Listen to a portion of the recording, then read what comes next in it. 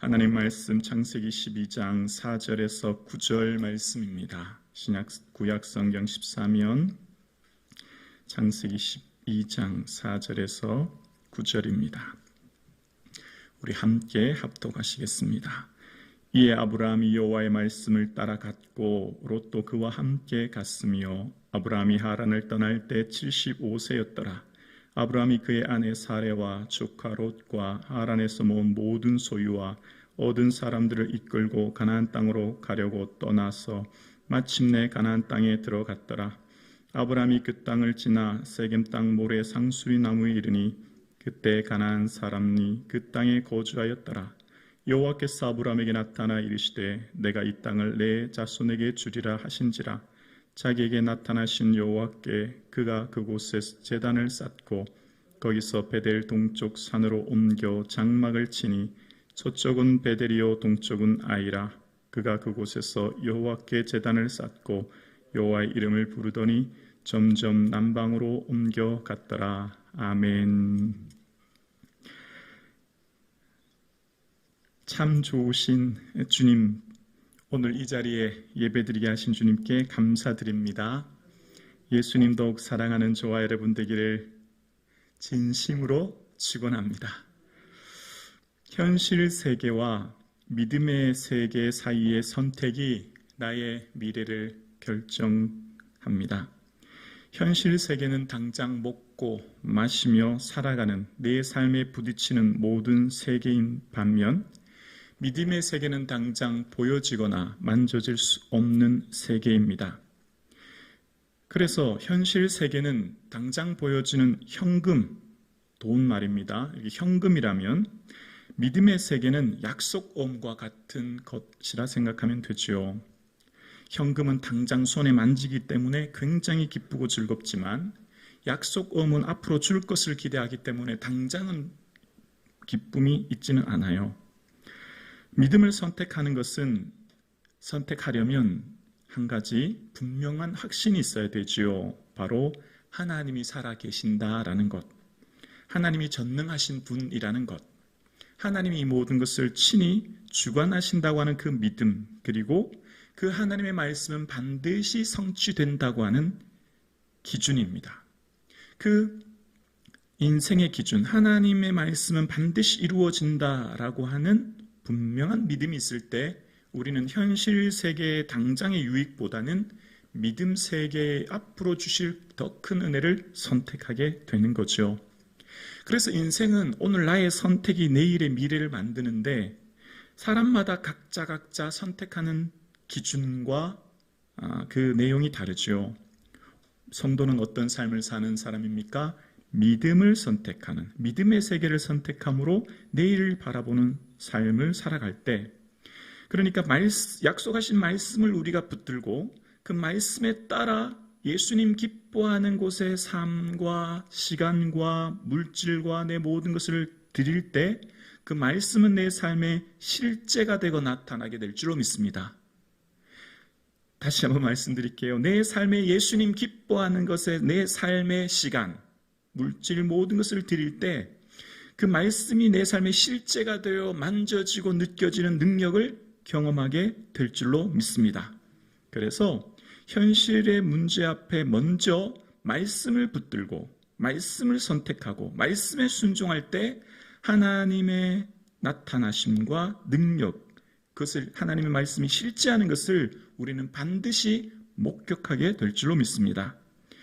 하나님께서는 아브라함에게 그 본토 고향을 떠나라 말씀하셨습니다. 그 말씀을 들었을 때 아브라함은 현실에 당장 만져지고 보여지는 현실의 세계의 축복은 아무것도 없어요. 예를 들면 큰 당장 보여지는 재물을 많이 주셨든지 가축을 주셨든지 당장에 아이를 하나쯤 낳게 해주셨든지 이런 게 전혀 없다는 거예요. 하나님 말씀하셨지만 큰 민족을 이루고 창대케 하고 복이 된다고 하는 것은 만져지고 보여지는 현실 세계는 당장 내게 누릴 수 있는 것은 아무것도 없을 뿐만 아니라 오히려 믿을 수 없는 것이었어요. 왜 믿을 수 없었다고요? 사례가 잉태할 수 없는 몸이었기 때문에 당장 내 아내가 아이를 낳지 못하는 것을 알고 있는 아브라함으로서는 하나님의 말씀이 믿어지지 않은 것이었어요. 아니, 믿고 싶어도 당장 아이가 없는데, 아내가 임신하지 못하는데 어떻게 큰 민족을 이루어요? 여기서 중요한 거예요. 여기서 현실 세계와 믿음의 세계의 그 중요한 기준이 말씀을 붙드는 건데, 말씀을 붙들려고 할 때 쉽게 붙들기가 매우 어려워요. 왜냐하면 현실 세계는 당장의 유익과 기쁨과 만족이 있지만 보여지지 않은 현실의 세계를 향해 나아가려고 하면 그것을 한 발자국 발걸음을 딛는 것은 매우 어렵고 위험한 길도 될 수 있어요. 아브라함의 입장에서도 그냥 그곳에 살던 곳에 사는 것은 오히려 편하고 좋아요. 내 생명과 자녀와 가족과 가축과 재산을 온전히 지킬 수 있는데, 보여지지 않고 만져지지 않은 하나님이 주신 그 약속의 말씀을 들고 나간다고 하는 것은 당장의 위험이 동반되기 때문이에요. 여기서 비로소 믿음의 세계와 현실의 세계가 결정되는 것이죠. 사랑하는 성도님, 오늘 2023년 새로운 한 해를 맞이하여 이제 우리에게 하나님께서는 선택하기를 원하고 계세요. 그런데 우리의 선택이 무엇에 기준하며 선택할 것인가가 곧 오늘의 선택이 내일을 결정하는데, 오늘 살아가는 저와 여러분, 살아계신 하나님 말씀 부여잡고 말씀에 기준하여 선택하여 예수님 기뻐하는 삶의 선택이 있어질 수 있기를 주의 이름으로 축원합니다. 오늘 본문 4절에 보면 드디어 머나먼 인생 믿음의 여정이 시작됩니다. 이에 아브라함이 여호와의 말씀을 따라갔고 롯도 그와 함께 갔으며 아브라함이 하란을 떠날 때 75세였더라. 오늘 아브라함은 드디어 믿음의 세계에 한 발을 내딛기 시작합니다. 얼마나 두렵고 떨렸을까요? 저는 아브라함의 마음을 한번 생각해 보았어요. 하나님 말씀을 들었지만 내 머리로 이해되지 않고 납득되지 않고 더 이상 받아들여지지 않는데, 그런데 하나님의 그 말씀을 붙들고 이제 내 모든 자녀와 재산을 가지고 그 약속하신 말씀에 한 발을 내딛는 그 믿음의 여정을 나가는 아브라함의 마음이 어땠을까? 기쁘고 즐겁지만은 않았을 것이다. 저는 저 혼자 추측해 보아요. 왜냐하면 말씀이 너무 허황되었기 때문이에요. 그 머리로 생각할 때. 그리고 당장 이 지역을 떠난다고 하는 것 아시겠지만 하란에서 가나안은 약 800km입니다. 우르에서 하면 1000km가 넘어요. 오늘 말하면 이라크, 시리아, 레바논, 이스라엘까지 몇 개의 국경을 지나가야 돼요. 오늘날도 무슨 자동차나 비행기를 타고 가도 먼 길인데, 이 당시 먼 길 몇 개의 국경을 지난다는 것은 사실 매우 위험한 일이고, 이때 당시 무슨 치안이나 국가 개념이 없기 때문에 언제 무슨 일을 만날지 몰라요. 그러니까 마음은 늘 두려워요. 두려워. 믿음의 길을 간다고 늘 평안하지는 않다는 거예요. 믿음의 발을 내딛는 것이 늘 기쁨으로만 충만하지 않다는 거죠. 언제 어떤 일이 일어날지 두려움도 동반되는 것이 사실이었을 것이다. 아브라함의 마음을 생각해 보게 됩니다. 그러나 한 발을 내딛습니다. 말씀을 따라갔고 위대한 믿음의 여정이 시작되는 것입니다. 우리는 매 순간 말씀을 들어요. 여러분, 1년에 52주라고 하면 52편의 설교를 듣습니다. 그런데 듣는 것보다 더 중요한 것이 한 발 내딛는 것이 더 중요해요. 순종과 행함이 더 중요한 것이죠. 행함이 없는 믿음은 곧 죽은 믿음이라. 아브라함이 하나님 말씀을 믿고 한 발 내딛는 믿음의 발걸음이 아브라함의 인생의 새로운 믿음의 여정을 열게 되었고 새로운 역사가 시작된 거예요.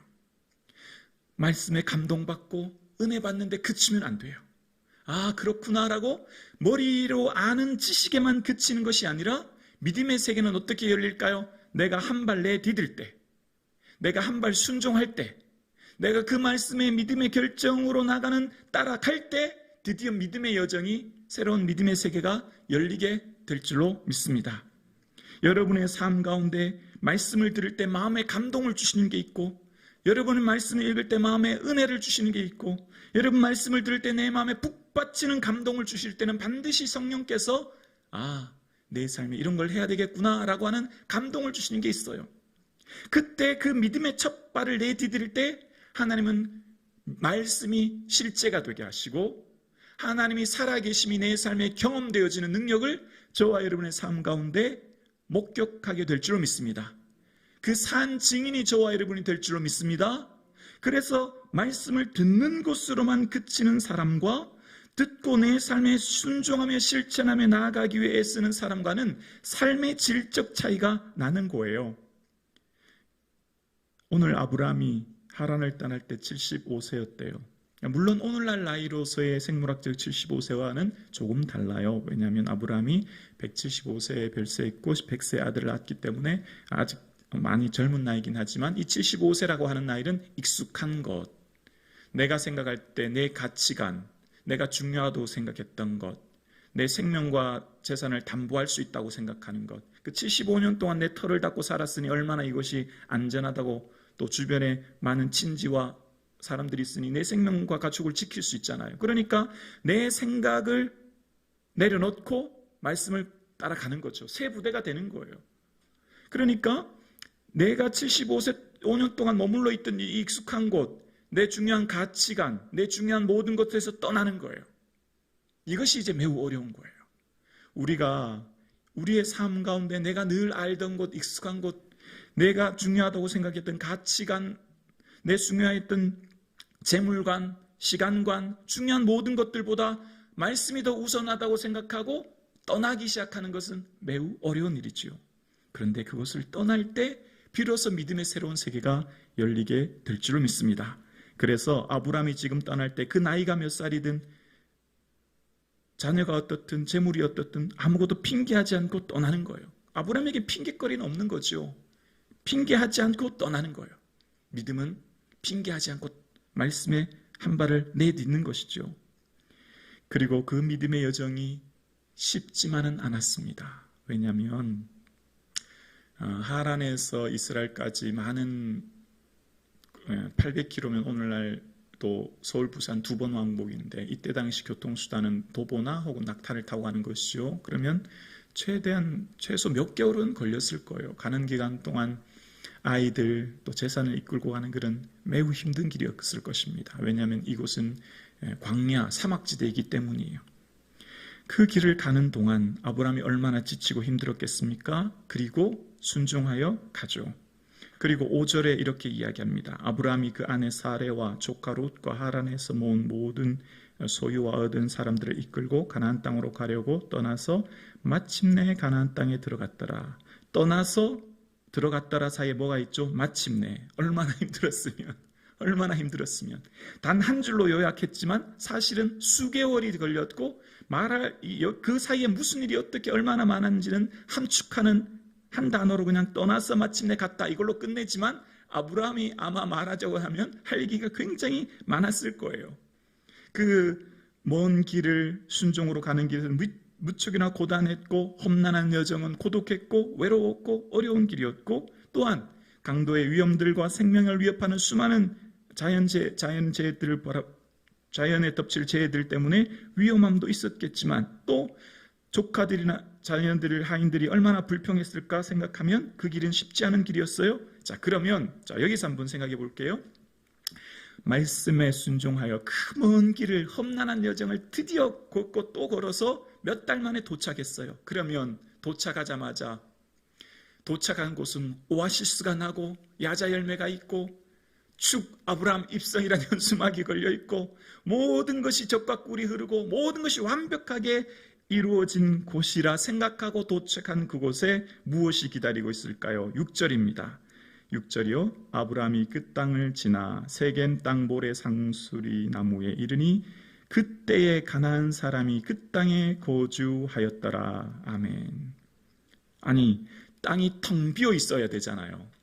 내가 가서 이제 등기부 등본에 아브라함이라고 딱 찍어야 이거 이제 내 땅이야 라고 해야 되는데 웬걸요? 가보니까 불사 가나안 원주민이 이미 딱 지키고 있는 거예요. 이미 자기들이 그 땅 주인이라고 뚝 지키고 있는 걸요. 섭섭하지 않습니까? 아브라함 입장에서 하나님 저 말씀 따라 800km 너무 몇 달을 걸어왔는데 제가 주인이 되어야 되는데 그 이미 살고 있는 사람인데 저 어떻게 해요? 아브라함은 좀 마음이 어땠을까요? 그렇습니다. 하나님이 인도하시는 길에도 문제가 있을 수 있다는 거예요. 그리고 이 가나안 땅, 가나안 사람이라고 하는 것은 이후에 정탐꾼 얘기 민수기 14장에 보면 그 가나안 땅 원주민들은 우리를 삼키는, 그들 보기에 우리는 메뚜기 같다라는 표현을 써서 이 사람들은 거인족이라고 하는 것을 우리는 추측해 볼 수 있어요. 그러니까 아브라함은 심리적으로 굉장히 충격받고 놀랐을 거예요. 그곳에 살고 있는 사람들은 거인족이었고 그곳에 이미 사람들이 가나안 땅 원주민이 살고 있었던 것을 보면 아브라함은 마음이 절망할 수밖에 없었을 거예요. 자, 여기서 한번 잘 들어보세요. 내가 예수 믿어요. 나는 예수님 위해 최선을 다해 살아가요. 그런데 그러면 세상 사람들보다 2배, 3배, 아니 2배, 3배는 괜찮고 최소한 세상 사람만큼은 살아가야 되는데 여전히 어려움이 있는 거예요. 여전히 내 삶에 문제가 보이는 거예요. 오히려 세상 사람들보다 더 떵떵거리며 살지는 못해도 그만큼은 살아야 될 텐데 오히려 세상 사람들보다 더 연약해 보여지는 부끄러운 삶의 모습이 있어질 때 우리의 마음은 실망하고 실망을 넘어 절망하게 되어져요. 이것이 어쩌면 믿음을 살아가는 우리의 현실임을 이미 아브라함을 통해 믿음의 선배를 통해 우리는 보게 되어집니다.